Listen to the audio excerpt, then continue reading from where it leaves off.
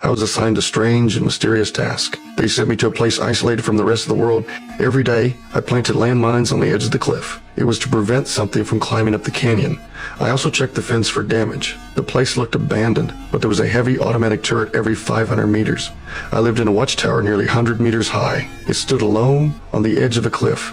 Before leaving, the veteran warned me never to communicate with the people on the other side. I asked him what was at the bottom of the canyon, but he didn't answer. He just pressed the detonator in his hand and threw a bomb into the abyss. 15 seconds later, a loud explosion echoed upward, followed by a series of blood-curdling screams. He said they were called the Hollow Ones. That was all he knew. After the handover, the veteran left alone. Now I've spent a whole year alone in this area. No contact, no communication. In the end, I'll get millions in compensation. The next day, I started work. It sounds like a dangerous job, but most days, it feels more like maintenance work. One afternoon, I picked up my binoculars just to take a look at another tower. Then I saw a woman chopping wood. She seemed to sense that I was watching her. She stopped what she was doing and turned to look at me. Froze. The veteran's warning echoed in my mind. Never interact with anyone. That night, the thunder woke me up.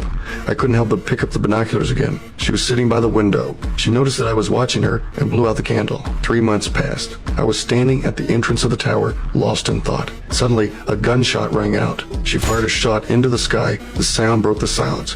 She held up a sign. "What's your name?" The old rule made my heart skip a beat again. I picked up a piece of wood and wrote "No communication." Then she held up another sign telling me her name was Drasa. It was her birthday that day.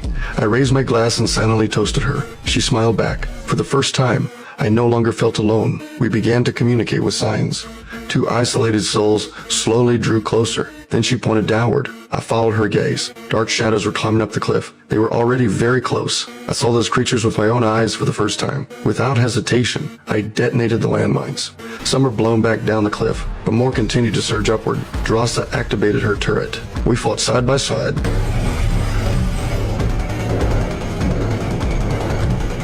That night, we drove them all back into the canyon. 2 watchtowers.